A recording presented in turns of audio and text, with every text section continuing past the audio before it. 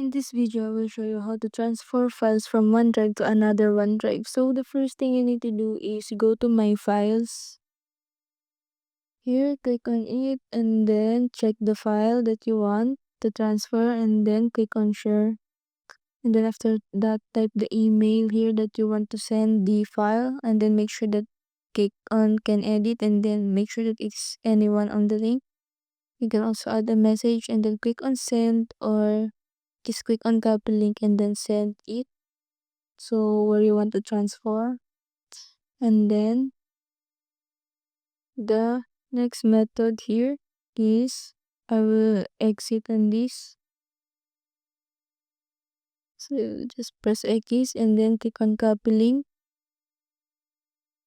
So click on allow and then once I copied it, I will just send it to transfer it to another file. And that's it. If it helped you, please like and subscribe.